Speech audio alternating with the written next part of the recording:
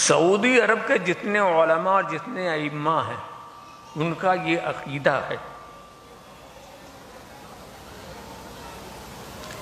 کہ اللہ کے رسول کا وسیلہ پکڑنا، یہ ان کا عقیدہ، اس کا وہ اعتراف کرتے ہیں۔ نبی سے توسل کرنا، انبیاء اور اولیاء کو وسیلہ بنانا، یہ شرک ہے۔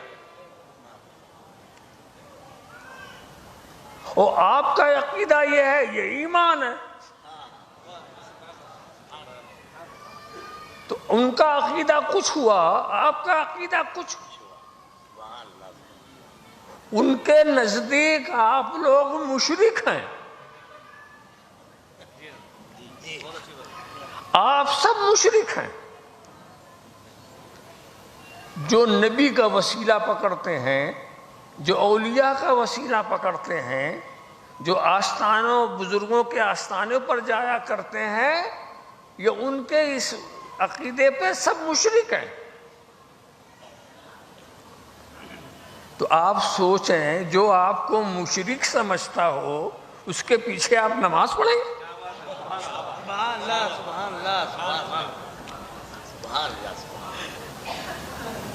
میں اس میں ایک علمی نقطہ بتا دوں، اور اگر آپ نہ سمجھیں گے تو یہاں اتنے علماء کرام ہیں، وہ سمجھا دیں گے آپ کو۔ علمی نقطہ یہ ہے کہ یہ سعودی امام کا عقیدہ توسل بالانبیاء و توسل بالاولیاء یہ حرام ہے، یہ ان کا عقیدہ ہے، یہ ان کی کتابوں میں بھی ہے، اور ان سے پوچھو تو بتائیں گے بھی کہ ہاں ہم یہ مانتے ہیں۔ یہ ان کے سر تھوپا نہیں جا رہا۔ اچھا، تو جب ان کے نزدیک آپ مشرک ہیں تو آپ جانتے نہیں، نماز میں جو امامت کا تعلق ہوتا ہے نا، امام اور مقتدی میں ایک روحانی رابطہ ہوتا ہے۔ امام اور مقتدی میں جب آپ کسی کو امام کہتے ہیں تو ایک روحانی رابطہ ہوتا ہے، اور کم سے کم اس رابطے کا نتیجہ کیا ہوتا ہے کہ آپ کو یقین ہو کہ ہمارا امام غلطی پر نہیں ہے، جس امام کے ہم پیچھے پڑھ رہے ہیں وہ ہمارا خطا پر نہیں ہے۔ یہ اعتقاد ہونا چاہیے۔ اگر آپ کا اعتقاد یہ ہے کہ ہمارا امام ہی گمراہ، تو وہ روحانی رابطہ نہیں پیدا ہوگا۔ ایسے امام کے پیچھے آپ کی نماز کہاں سے ہو جائے گی؟ تو کم سے کم یہ اعتقاد ہونا چاہیے۔ ہر امام کو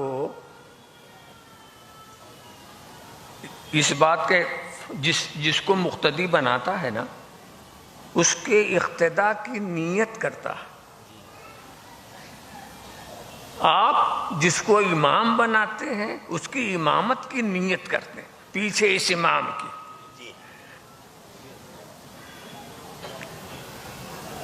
اور وہ آگے ان مقتدیوں کے، تو ان کے مقتدی ہونے کی نیت بھی امام کرتا ہے، اور اس کے امام ہونے کی نیت پیچھے والے مقتدی کرتے ہیں۔ اگر وہ نیت نہ کریں تو نماز نہیں ہوگی۔ کوئی ہمارے پیچھے آ کے کھڑا ہو جائے، ہم اس کی اقتداء کی نیت نہ کریں تو ہم اس کے امام نہیں، وہ ہمارا مقتدی نہیں۔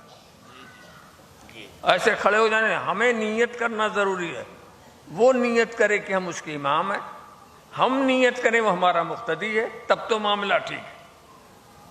مگر اس میں کسی کی نیت میں گڑبڑی ہو گئی تو نماز نہیں ہوگی۔ اب یہ بتاؤ، سعودی امام جو توسل بالانبیاء، توسل بالاولیاء کو شرک بتاتا، وہ ایسوں کو اپنا مقتدی کیسے بنائے گا؟ وہ ایسے کو اپنا مقتدی کب بنائے گا جو توسل کے قائل ہے؟ اس لیے کہ اگر مشرک کو اس نے اپنا مقتدی بنا لیا تو وہ خود مشرک ہو گیا۔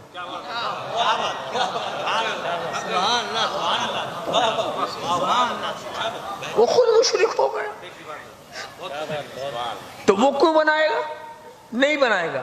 جب وہ نہیں بنائے گا تو پھر اس نے تو آپ کو مقتدی مانا ہی نہیں، آپ کی اقتدا ہوئی کیسے؟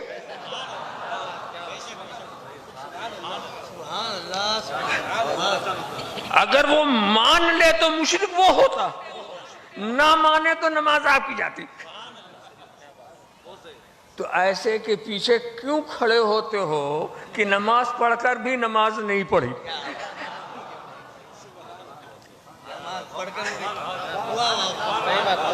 سمجھا؟ اگر یہ مسئلہ آپ کے ذہن میں بیٹھ جائے تو آپ خود ہی جواب دے لیں گے، اس سوال کا جواب دے لیں گے. تو اس میں کسی ہر گمراہ کے لیے ہی بات کہی جا سکتی ہے، کسی کا خاص نام لے کر کے وضاحت کرنے کی ضرورت ہے نہیں. میرے خیال میں آپ نے اپنا جو سوال کیا